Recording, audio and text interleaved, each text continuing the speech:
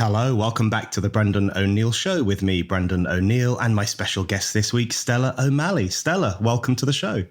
I'm delighted to be here. Thanks for having me on. We're thrilled to have you on. I've been following your work for some time now, and you've got this new book out, which is brilliant. It's called When Kids Say They're Trans, A Guide for Thoughtful Parents, which you've written, co-authored with Sasha Ayad and Lisa Marciano. It's really interesting. I've read a lot of books on the trans question. It's something I'm very interested in. I've read feminist critiques of the trans ideology. I've read polemical critiques.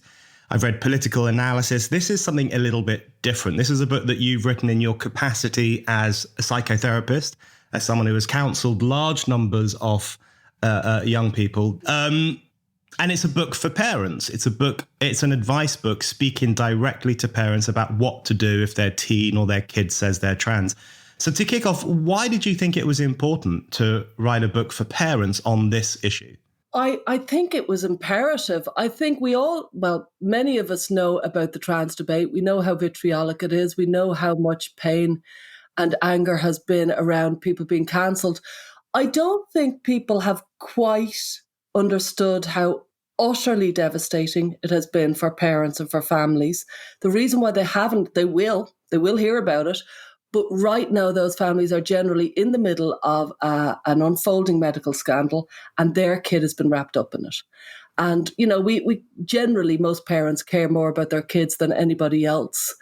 And so their most precious person has been caught up in something that makes this kid, there's nothing more alluring in life, arguably, than to be told when you hate yourself, you hate your body, you hate everything about you, that there's a pill you can take and you can be a different person with a different name and a different identity, and nobody will be able to refer to that old, awful, humiliated, shameful self. Instead, you can be somebody new and you can start again. And nobody will be able to refer to it, because that's the trans identity kind of ideology that's being offered to these teenagers. They're very often autistic. They're very often very naive. And they're very often incredibly cerebral, but completely disconnected from their bodies. And their parents are frantic. They're frantic. They're cross-eyed with distress. And they're trying to figure out, how do I help my kid? And so often, many of them have ended up going to gender identity clinics, thinking that they were doing the right thing by their kid. And I remember one parent saying, it was like I was in a horror movie and the doctor kind of removed his mask and he was the villain, the monster that was going to get my kid. That's what it felt like for one parent who was in a gender identity clinic, when the clinician in question had moved from, he's got 8 diagnoses of ADHD, of autism, of anxiety. He's got an eating disorder. And now we're putting him on medication and on a fast track to surgery because he wants it. And so because these private silent stories have been in our inbox for years now, and we're utterly overwhelmed by the demand, utterly inundated by parents seeking help, we knew that we had to take time out, even though we are very, very busy. We had to take time out and just get a book that we could say, here's how you can help their kids. Just look after them yourselves, because sending them out to the professionals hasn't worked. Here's how you, a parent, can just renegotiate the situation so you can take charge and have some authority in your own family. Yeah, and it really does that. I mean, the book is such a clear-eyed conversation with parents. And there's something really striking about the book from the very beginning. I think it's the first few pages, where you describe this as an explicitly pro-parent book. And you have this line, which feels almost revolutionary these days in this era of parenting experts, when parents are encouraged to trust doctors more than themselves and experts more than themselves. You have this line where you say, in general, parents or carers know their children better than anyone else, better than doctors, teachers, therapists, or sports coaches. Parents also love their children more than anyone else. Now, that shouldn't sound radical, but it does, because the trans issue in particular is one in which parents are encouraged, or sometimes pressured, to surrender their authority and their knowledge of their kids to an external power, a medical expert or a doctor or a potential trans surgeon, a dispenser of hormonal medication, whoever it might be. So did you think it was important to not only give parents the information they might need if their kid says they're trans, but also to remind them that they have a relationship with their kid that is more special than their kid's relationship with anybody else. I'm glad you picked out those sentences. I know we kind of first got it really from Lisa Marchiano, one of our authors, where she said, you know, to a parent, you're the world expert on your child. And it's bang on, dead right. Yeah, you are. You know what I mean? Nobody really knows your kid the way you know your kid. I'm talking about the vast majority of parents. We can just generalize. And I've kind of studied this quite a lot over the years. I've written a few books. My first book was Cotton Wool Kids. I saw you had Lenore Skenazy on, and it was very part of that whole free-range parenting thing. It was back in 2016. And where in that book, I really studied the disempowering of parents and how parents have been kind of demoted from mother knows best to mother is a clown who doesn't have a notion about her children, and bring on super nanny. You know what I mean? And all these, you know, pseudo experts who are incredibly derogatory, but also very prescriptive about how you can fix your kid. And it's actually, I am a mother. I know how alluring it is when you've got your kid in distress to think, bring in the professionals, help them out.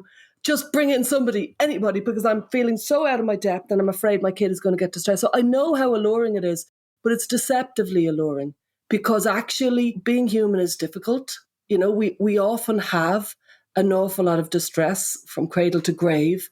And in a way, this message that parents, if your kid isn't happy, what are you doing wrong, parents, it's completely, you know, the antithesis of anybody who understands the human mind. And sadly, as a psychotherapist, our mental health industry is an absolute mess. It's a mess. It's kind of got these kind of soundbite culture where it's been kind of distilled into this situation where people are being kind of suggested you should have happy kids. And if you haven't, you are probably at fault and you're probably doing a few things wrong. And here's some simple acronyms to follow. So you've got some kind of easy kind of solutions.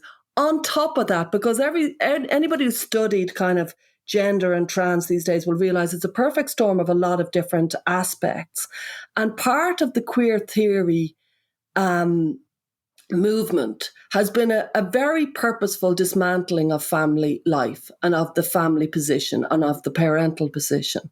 And so it's coming at all angles. And so if you're just a parent who loves your child, who has had a lot of diagnosis and distress already, and then gender comes in like a truck, you know, like an articulated truck into the family, very sudden, very quick, fast-track medicalization, you feel so disempowered that you feel useless. And so a lot of the book, and I've written a few books, and people always call me a parenting expert, and I kind of writhe and die when they say it, because I'm trying to give power to parents. I'm trying to say, you can do it. You're well able. You know what I mean? And here's the reasons why you are well able. You know what I mean? And trying to kind of push against this idea of here's 5 ways to be a better parent. You know what I mean? It's absolutely demoralizing and disempowering, and it's not working either. Sending your kid to a therapist when they're a teenager is triangulating the situation, where effectively the child is a victim, the parent is a persecutor, and the therapist is the savior. You've triangulated the situation. Everybody is disempowered. Nobody benefits from that. And unless your child is in extreme distress or has extreme trauma, we recommend, first of all, lean in yourself with love and some boundaries and some structure. And then consider bringing in professionals later on. And if you were going to bring professionals, start with yourself. Get yourself some professional help just to see where you're going and what's going down before you send the kid off to a therapist. Hi, it's Brendan here. I just wanted to remind you that you can still buy my book. It's called A Heretic's Manifesto, Essays on the Unsayable. And I've really been blown away by the response to it from readers, reviewers, Spike supporters. People really like this book, and I think you're going to like it too. It covers all the insanities of our time, from climate change hysteria through to COVID authoritarianism, through to the trans ideology. And it basically makes the case for more freedom of speech, more debate, and more heretical thinking to challenge the conformism of our times. So what are you waiting for? Go to Amazon right now and order my book, A Heretic's Manifesto, Essays on the Unsayable. And now, on with the show. So I want to come back to that question in a moment about parental authority, family sovereignty, because I think they're so important to this whole question, to the whole trans issue that has kind of exploded over the past decade or so.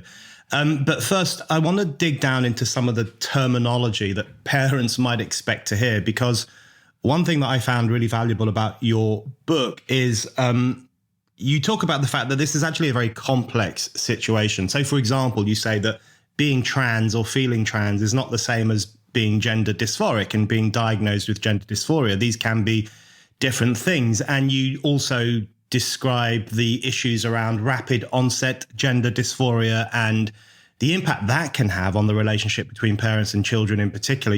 There's a great section in the book where you describe very accurately, I'm sure, the way in which parents feel they have to tiptoe around kids and teenagers who have rapid onset gender dysphoria in case they misgender them or say the wrong thing, and the kid might not speak to them for months on end, or whatever other punishment they might seek to inflict.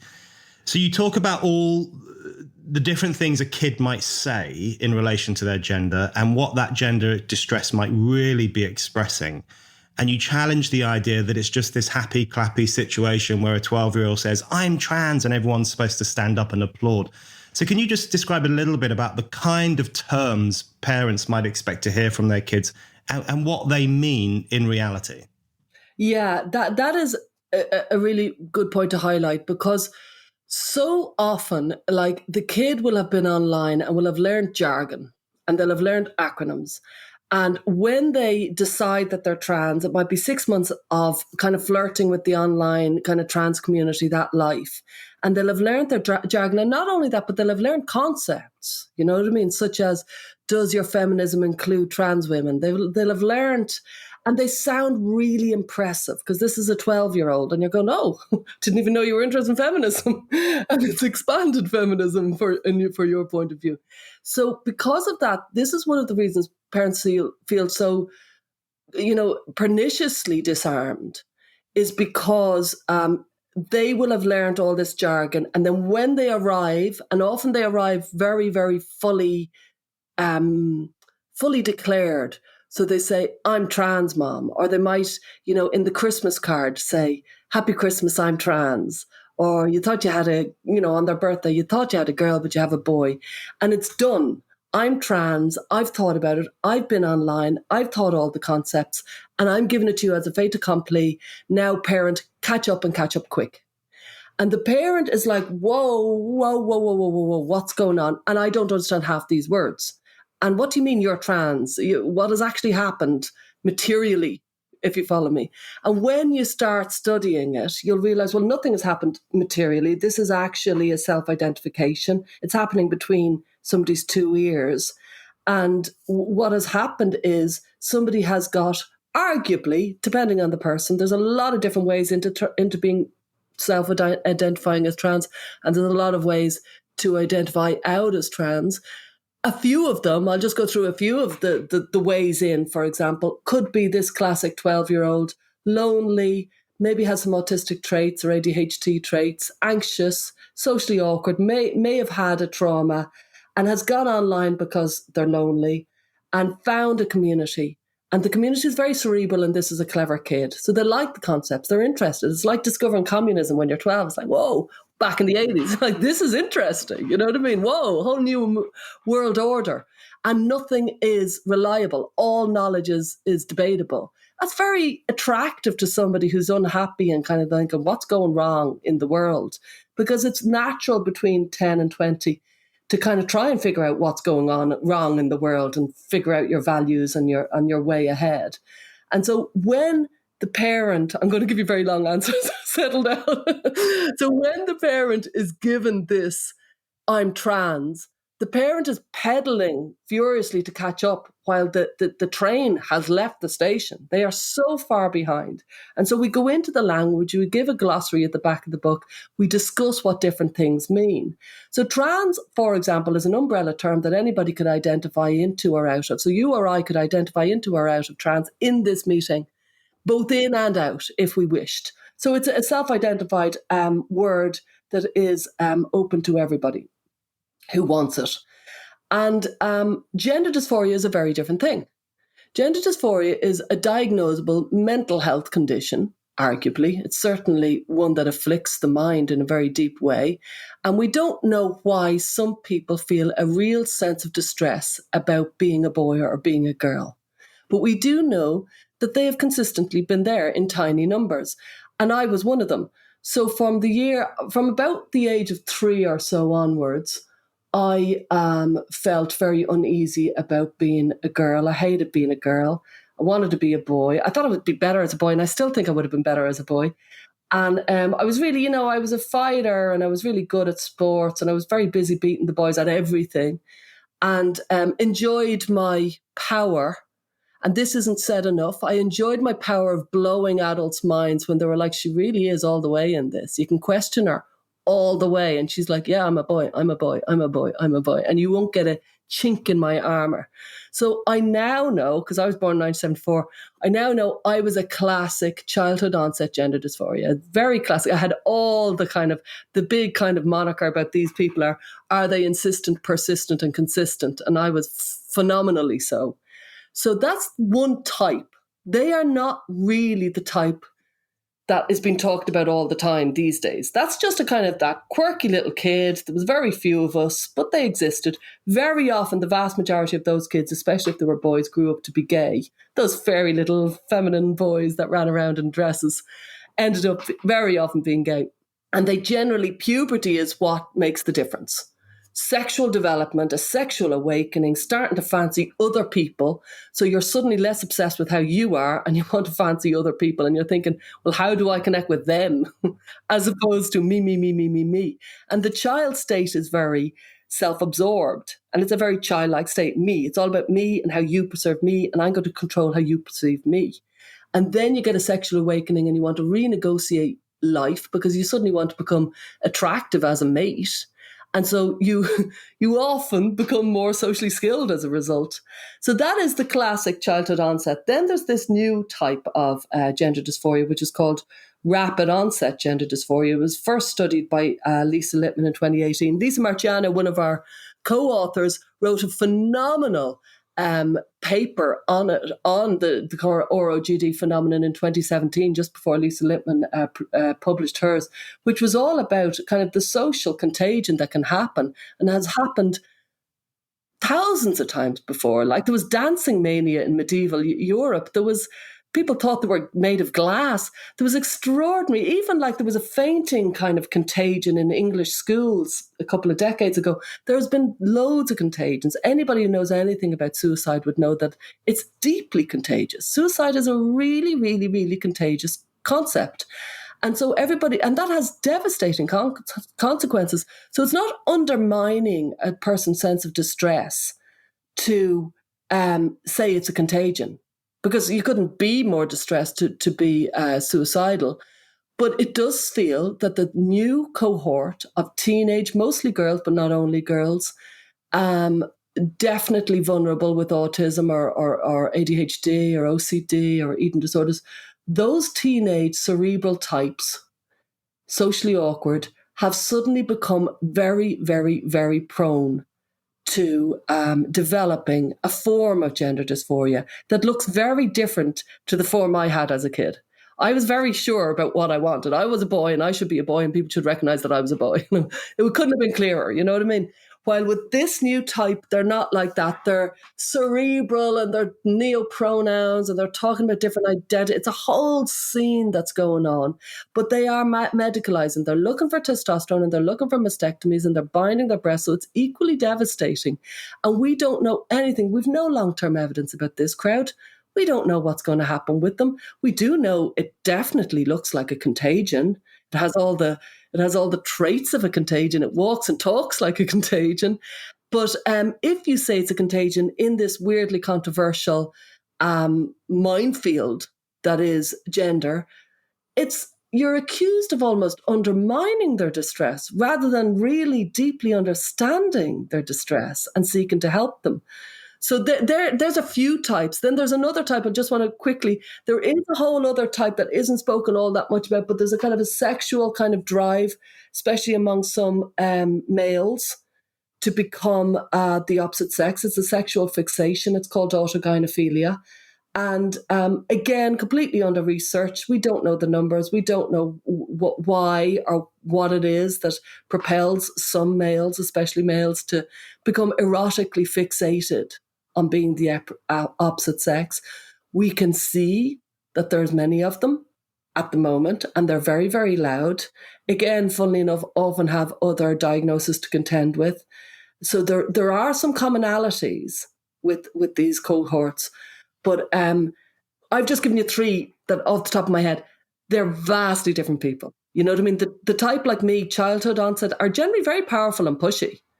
The type like the ROGD are very timid, often. Not always, but, so I'm doing generalizations, but it's unbelievable the differences in this word, gender dysphoria.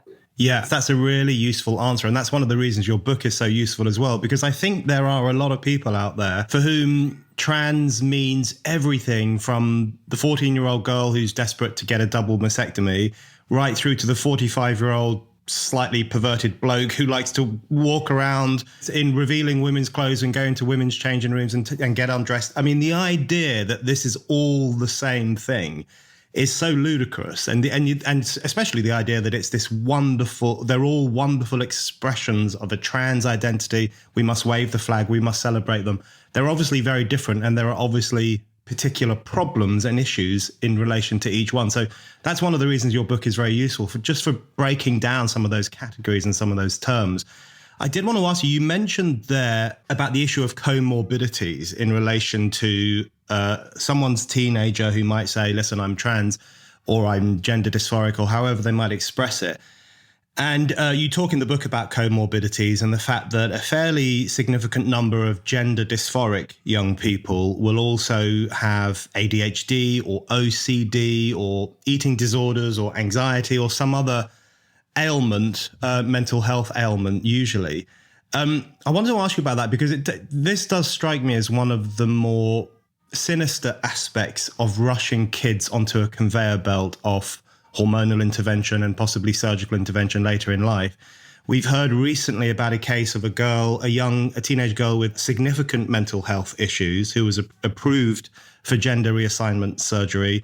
We know that significant numbers of the kids who are going to the Tavistock clinic had autism. What do you think has gone wrong in the medical establishment where there has been this very affirmative response to a kid's declaration of their identity, rather than a stopping, a thinking, an analysis of what other ailments are afflicting this kid and kind of taking a step back from it all?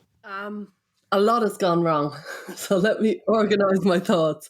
I think there's been a kind of an emphasis on mental health that has kind of, in a way, become over the top.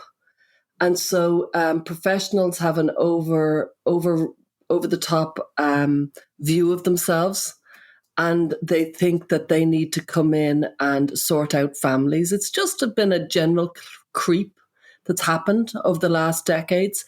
And, I'm a psychotherapist, but I sometimes feel like a priest who's lost their faith, because I over time, I'm like, honestly, I think therapy is amazing.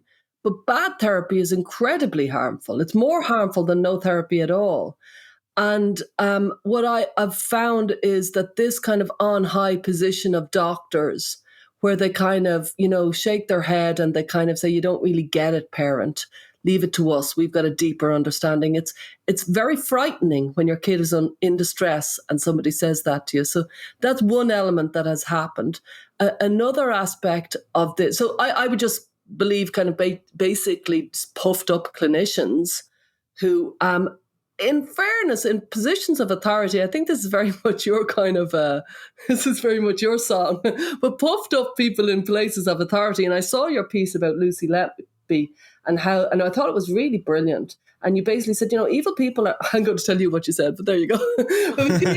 Evil people are always going to be there, but people in positions of bureaucracy and authority can really matter.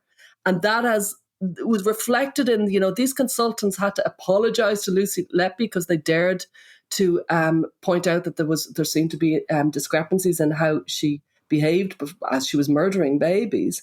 And I think there's a bureaucracy and authoritarian attitude towards mental health that's crept in step by step. And I think it's very, very frightening. And actually, if your kid is distressed and you've got one of those authoritarian clinicians, you're in an incredibly vulnerable position.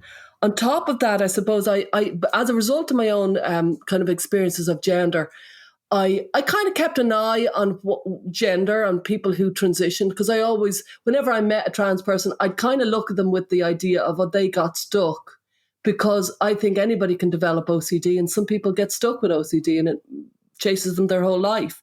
And some people, get into alcohol problems, and some people get stuck with it and they never leave alcoholism. And so I had my gender distress and I had moved beyond it, but I had a deep sympathy for people who got, in my words, back when I didn't qualify as a psychotherapist until I was in my 30s. And I realized I thought that was how I understood, they got stuck. They got stuck in this identity that they couldn't get out of, which is what I was when I was a kid. I was very distressed in it, by the way, for many years. And so I did that film in Channel 4. I wrote a piece about the trans issue in 2017, and then I did the film in Channel 4 in 2018, Trans Kids, It's Time to Talk. And the premise of the film was, could any of the 4,000% rise in teenage girls being transitioned or identifying as trans in the clinics in the UK, could any of them be like me, who grew out of it and actually became a very happy, comfortable in their own skin, heterosexual mother whose most important part of their life is being a mother? You know what I mean? Could any of them be like me? That was all I wanted to ask. And for that, I was eviscerated for being a transphobic bigot and cancelled. But we're all getting cancelled every day now, so I don't know. I don't know if it has the power that it used to have. But it was frightening in 2018 because I was just an ordinary mental health, psychotherapist who wrote books. So it was very frightening at the time. But after that, so many people came to me telling me their stories. These were regretters, they were detransitioners, there were parents of kids who were stuck in it. And so when COVID came around and there was suddenly all the work stopped in March 2020, I'd been inundated by parents, and I said, okay, well, I'll run a few online Zooms to see, okay, I've suddenly have no work. So yeah, okay, well, let's have a few online Zooms.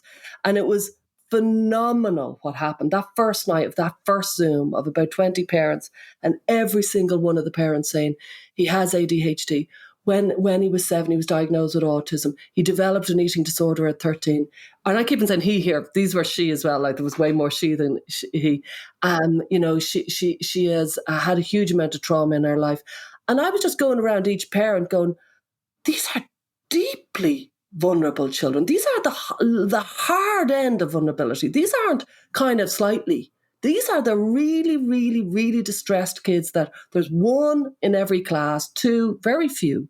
You know what I mean? And I remember I came down after that meeting. I was in horror. I was chilled. I knew it was happening, but when I saw it in real time of the parents going, my most vulnerable kid, my really distressed kid has got caught up in this. And that's when I realized something massive is happening among the parents. And that one meeting was supposed to be one a week, immediately turned into 2, 3, 4, 5, or 6 a week. I was inundated in COVID. I was the busiest person in the world in COVID with all these parent meetings that I hadn't expected. And from that, about a year later in June 21, I started Genspect. And the idea was to give a healthy approach to sex and gender, to give a voice to this, to just keep on talking about the healthy approach. What about celebrating, for example, gender diversity without medicalisation? And so we have, after tackling this for some years now, we're creating a gender care framework. And so WPATH, well, I know I'm running on a little bit here, but WPATH, who are the kind of self-identified world authority on trans, and they are where all roads with trans leads to WPATH, all roads. Since 1979, they have always been there, zealously advocating for extraordinary policies, such as no age minimum for mastectomies and, really, really extraordinary stuff. I'm talking about, anybody can identify as trans no matter what age. Under 2s can make gendered communications and things like that. And so for that reason, Genspect is in the midst of creating right now a gender care framework, which is an answer to their standards of care. Their standards of care medicalizes gender identity. What we're trying to do is saying, well, what about a framework that shows how society can handle gender diversity without medicalization? We're not interested in medicalization. How do we handle the fact that some people want to present the opposite way? And how do we balance the conflict of needs that some women are going to be very, very vulnerable and will not want males, whether they're stealth or not, in their spaces? So we developed the gender care framework. Now, that's nothing to do with the books. I'm bold to be sticking it in, but it's very important that people know that there's many ways to look at this, and repeating basic mantras that just kind of dull your brain doesn't help anybody. This is complex.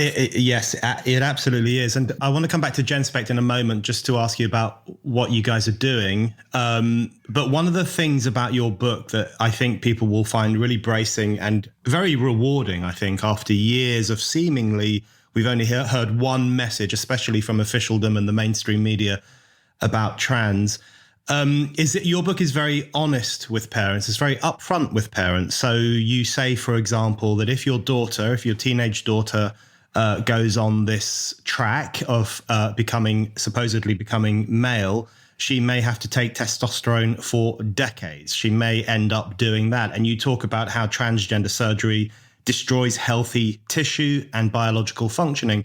Now, these are absolutely true. This is essential information, but I think it's very often hidden beneath the kind of conformist attitude we're all supposed to have to the trans question. And then there's another way you're very honest as well, that you and your co-authors, where you address the question that parents sometimes ask you, which is my child truly trans? And what's interesting in the book is that you reject the premise of that question. Because to say yes or no to it would mean buying into the idea that kids and everyone else has an inner gender essence or a gendered soul that might run counter to their biological framing in some way, or to their real sex, to their outward sex. That's an important idea to challenge, isn't it? To take down, because it does seem to me that this idea that there is sometimes a conflict between one's gendered soul and one's external self, seems to be at the heart of a lot of the craziness that seems to be happening right now. You're so right. The fact is, most people who haven't thought about this very much are conflating being gay with being trans. And so they genuinely think some kids, they haven't thought about it very much, but they've literally thought, oh, some kids are born in the wrong body. They're trans. And it's like, well, hang on, sorry, what? Born in the wrong body? Did we have a choice of bodies to choose from? Like, can you be born in the wrong head? Like, what does born in the wrong body? If you even give it like a moment's thought, you'll realize this is a farcical. We're born in our bodies and as our bodies. We have no other body to choose from. And when we die, it is our bodies that will die. So the entire concept of born in the wrong body is just a metaphor. It's a metaphor of a feeling, if you follow me. And we address in the first chapter, is my child trans? And we talk about that presumes that there's some sort of inner essence within you that is trans.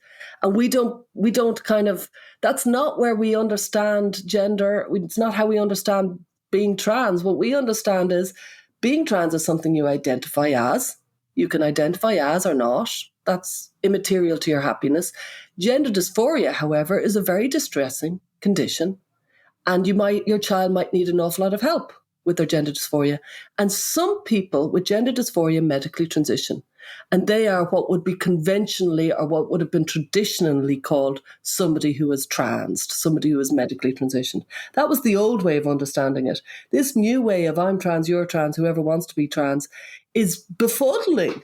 And that's why we address it right at the outset, right at the beginning. We say, let's have a look at that concept. So, because so many parents would say, is my child trans? And we'd say, well, what does that actually mean? And it's all roads lead to, I thought it was like being gay. You were kind of born out of it. And often I haven't thought about that very much, because what does that mean? Is there some sort of gene within you? Is there some sort of, you know what I mean? Because if there was, well, what happened for the last thousands of years? If you follow me. And they often would say, oh, there's been loads of suicides. And it's like, well, where's the massive reduction in suicides? If that's the case, because there's been thousands of people transitioned recently. So where's the huge uptake? Because none of this stands scrutiny for more than 4 minutes, 1 minute. It really doesn't. But in a world where we run on sound bites, people have become very comfortable with learning the right sound bite and just rolling with it. And that's why we called it, when kids say they're trans, and we called the first chapter, is my child trans? Let's just penetrate that entire concept. But we do other chapters, like one chapter fully on social transition, talking about that in a very deep way, giving it the respect it deserves. And like you just mentioned, a full chapter on medical transition, like, okay, this is what the science will tell you. If you choose to have a mastectomy, these are the complications that will ensue. And also following on from that, many people who detransition also have issues. So we talk about detransition and we talk about desistance and how to roll back from affirmation, because so many parents have affirmed and then they think, I shouldn't have. I thought it was the right thing to do. I was misadvised. And honestly, my kid is more distressed now and I need to, regain authority in the household. I really have an extraordinary amount of sympathy for any parent who's in this. Like I say, I've got 2 kids. I know what it's like to love your kids so you're cross-eyed.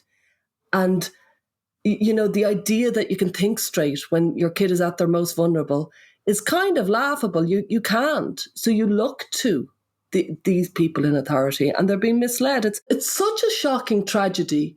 It's hard to believe that it's actually happened. If you're a regular listener to this show or a regular reader of Spiked, why not become a Spiked supporter? Spiked Supporters is our thriving community of people who donate to Spiked. Anyone who gives £5 or more a month or £50 or more a year can become a Spiked supporter and get access to lots of exciting perks. Spiked supporters can comment on articles, get free and discounted tickets to events, get a discount on all items in our shop, and bookmark articles as you browse. This is our way of saying thank you to all of you who fund our work. Spiked is completely free, and yet you still hand over your hard-earned cash to make sure that anyone, anywhere can read us and listen to us. We're incredibly grateful for your generosity. If you don't give to Spiked yet, now is the perfect time to start. Just go to spiked-online.com/supporters to set up your donation and your Spiked supporters account. That's spiked-online.com/supporters. Okay, so I did want to revisit the question of parental authority. And I know that sounds like an old-fashioned disciplinarian term, brings to mind possibly what our parents were like back in the old days. But what I mean by that is the point you make in the book, which parents are often, most parents are the world experts on their kids. They know them better. They care for them more. They have their interests at heart far more than any institution does. I want to touch on that with you because you mentioned there that when your kid's vulnerable, it's hard to think straight. Your kid's stress can impact on you and make you feel stressed too. And that can then be quite tempting in those situations to look to the experts and to bow down to the experts in some cases and to outsource your stress to them so that they kind of fix the problem. But that's exacerbated, as you know, from what you've been writing about for the past few years. That's also exacerbated by the culture that we live in. We do live in an anti-parents culture in some ways. Don't trust your instincts. Don't let your kid do this. Don't let your kid eat that. Listen to me, follow these guidelines. There has been a chipping away at parental authority and family sovereignty. I mean, Christopher Lasch wrote about this decades ago, just the encroachment into family life through the growth of commerce and therapy culture and other ways in which the integrity of the family, he argued, was being undermined. And that has kind of intensified. And it's really clearly expressed in the trans idea. We see schools now sometimes socially transitioning kids behind their parents' backs. And trans activists will openly say, well, that's the right thing to do because parents can be horrible people. In that climate, the question I wanted to ask you is, given that parents can feel distressed when their kids are distressed, and given we live in this culture that discourages parents to trust themselves and their own instincts, what practical things can a parent do when they're faced with a kid saying, I'm trans, I'm a boy, I'm a girl, that holds the family together and makes them the boss of this situation and the person who's going to be the best at solving it? Yeah, we try to address that kind of throughout the book because it's the most commonly asked question by parents. Like, what am I going to do? You're telling me all the bad things. Now, what am I going to do? There's an awful lot that parents can do. In a way that you could argue, and I'm going to try not to be prescriptive because there's a million ways you can go at it, but throwing out a few things that you could do is, One is you could go quiet and start listening, because generally, and we have one of the chapters is called "It's Not Really About Gender." Generally, it's about an underlying distress, if you follow me. And the transition, the trans identity, is a solution to the distress. So if you can figure out what is the distress, what's actually going on.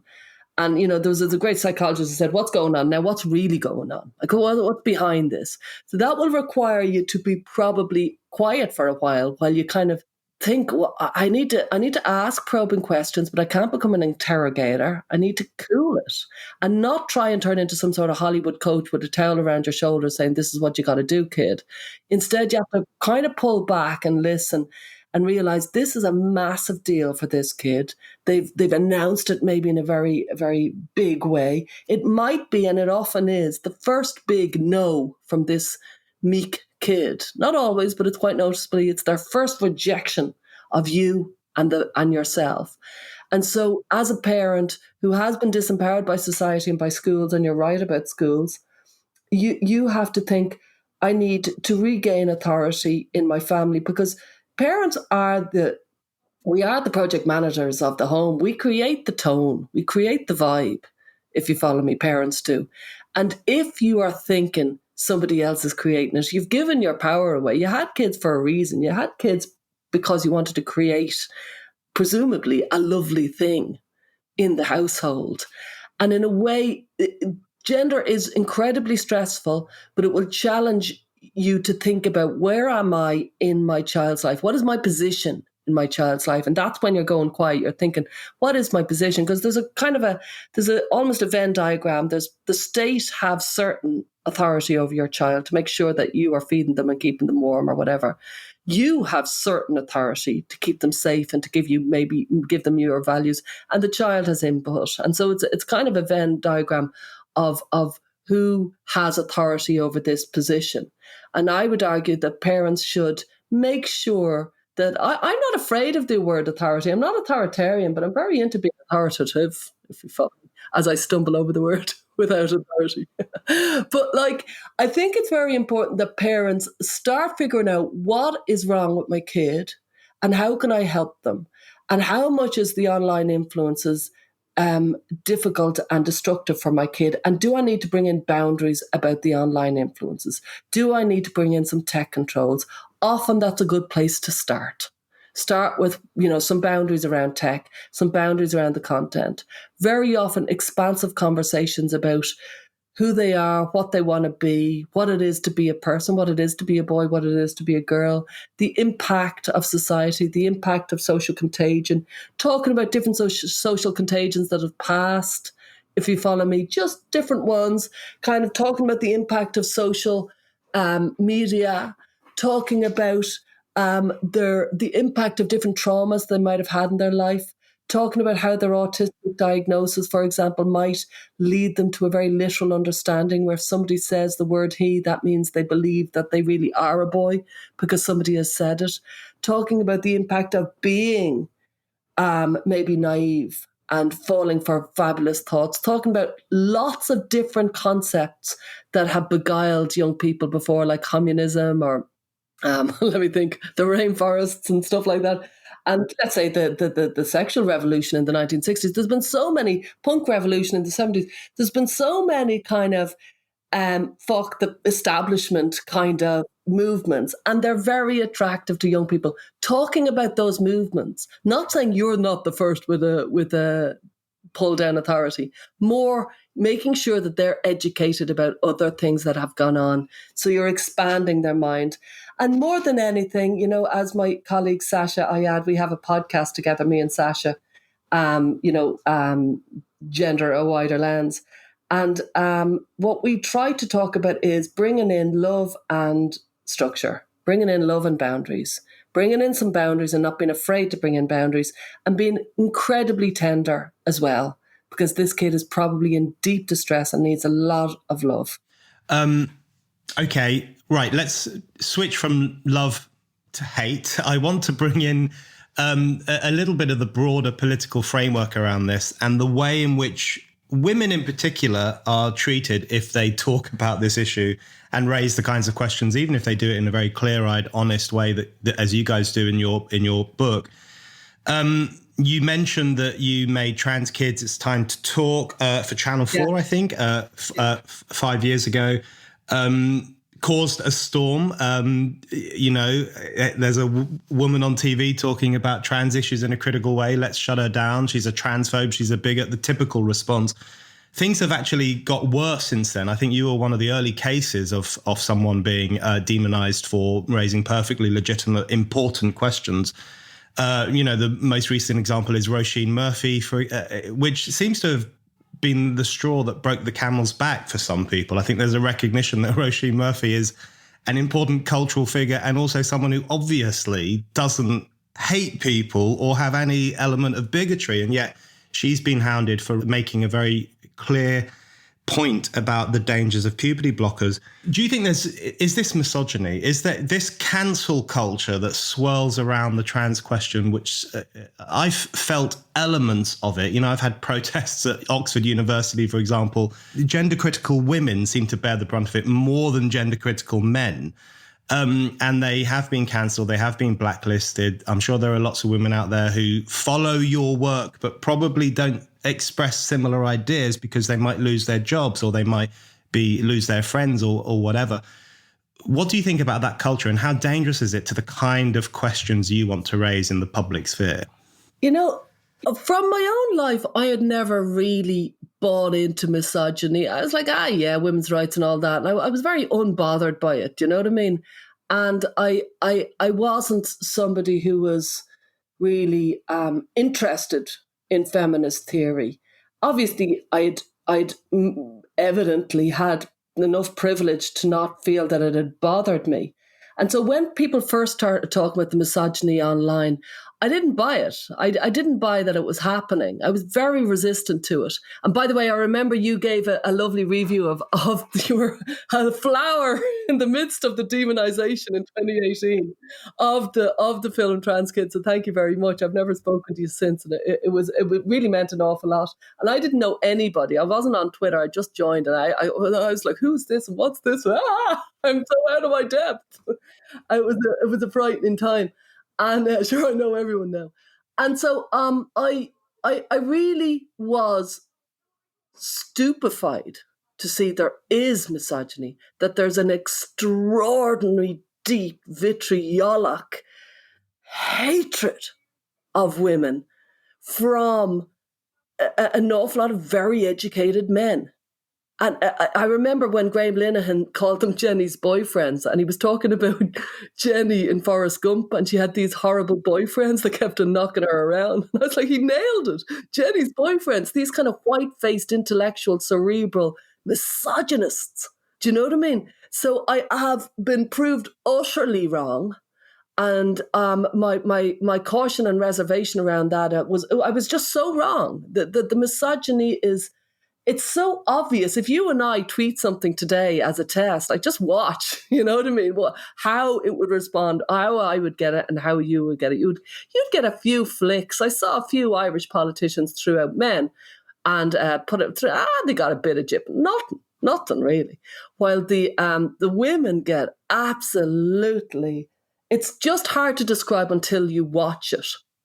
And so I had underestimated and completely dismissed, stupidly, the misogyny. What impact do you think that has on curtailing this discussion? Or do you think there's now such a pushback against it from women like you, there are many others as well, that actually the side of reason and, well, open debate is having its comeback? How bad do you think cancel culture is for this question? Well, yeah, I think cancel culture is losing its power, thankfully. I think so many people are the undead are, we're walking around, we've been cancelled and we're continuing to speak. And there is so many of us that we've gained an awful lot of power because people are just pushing back. Everybody is sick of these puritanical, self-righteous, very, very aggressive people who want to ruin other people's lives rather than have some sort of a concept of you have your views, I have mine. These are really basic, tenets of a civilized society, the freedom to disagree. And they have no room for it. It's incredibly, we've had it so many times. We've had McCarthyism, we've had the Stasi, we've had it so many times where the collective wanting to shut down individual voices. So it turns out we hadn't learned from history at all. But I do think, and I'm delighted that, there's three Irish women like myself and Helen Joyce, obviously, and Roisin Murphy are proving that actually cancel culture has become a little bit embarrassing for everybody. And I've no doubt I'll be cancelled many times again. I get cancelled regularly, but I wear it much lighter now. And I think a lot of people now, I do know there was a sad little kind of event a few weeks ago on Twitter on some woman, I won't mention her, but I saw her getting absolutely walloped. And I did speak to her and she was very, very upset. She was in tears. She felt her life was over. So I'm not saying it doesn't happen. This is in real life just a few weeks ago. It is happening. It's the smaller, quieter people who don't know how to handle being hated, that they just kind of quietly go away. I get so many private messages, private emails. I support your stuff. I've never tweeted any of it, all this sort of stuff. So that is a little bit tragic. But I do think, without a doubt, there's a sea change. Yeah, and I think you're right on the misogynistic component to this. And it's interesting that you had that kind of awakening when you went online and saw the response to some of these women. I mean, and then it takes the extreme form of the things that are said to J.K. Rowling, for example, death threats, rape threats, and explicitly misogynistic abuse, suck my girl dick. I mean, just menacing misogynistic commentary that is aimed at women who hold perfectly reasonable views that would be shared by most people. And then, of course, Kelly J. Keane getting surrounded by a kind of feral mob in New Zealand. I mean, really shocking stuff. So it does sometimes feel almost like the successful pushback that is being launched by women is, I think, antagonizing some of these men so much that they are becoming slightly more rash. And it'd be interesting to see how that plays out. I want to ask you, as we wrap up, I want to ask you about Genspect. You've mentioned Genspect already, and you've mentioned already what Genspect is designed to do. So Genspect is an international group that you founded, made up of professionals, detransitioners, parents group, trans people. And it basically argues for a non-medical approach to the issues of gender diversity. So, the revolutionary idea that instead of mutilating a 16-year-old girl who feels a bit boyish, you might just let her express herself in various different ways. Who would have thought that would be such a radical proposition to put forward? Of course, Genspect is referred to as transphobic. And, over the past few days, as I was reading your book and reading some of the old stuff you wrote as well, in preparation for this podcast, I also looked at the Wikipedia page for Genspect. It's always a bit of a mistake to look at Wikipedia, I find. But it does basically say they're all a bunch of bigots and transphobes in not in so many words, but it is a very biased presentation. So here you go. You tell us the truth about Genspect and what you guys aim to do with the kind of outreach work and the discussions and the conferences that you've been holding. Yeah, our mission is to promote a healthy approach to sex and gender. And we do seek to see how gender diversity could be celebrated and accepted in society, but a non-medicalized approach. And I'm a psychotherapist. It's like, if there's a conference for psychiatrists up the road and they're talking about antidepressants and anti-anxiety medication, and I'm like, yeah, that bully for you. I'm not interested in that. I'm a psychotherapist. I want to talk about how we, with our mind, can improve our lives without medicalization. That's the emphasis of a psychotherapist. We're not interested in the medicalized approach. That's for the psychiatrists and others, doctors. And equally, Genspect is about the non-medicalized approach, and let WPATH do the medicalized approach. Off they go. We're not interested in that. We're interested in a non-medicalized approach. And so WPATH are holding a series of conferences. They always do every year.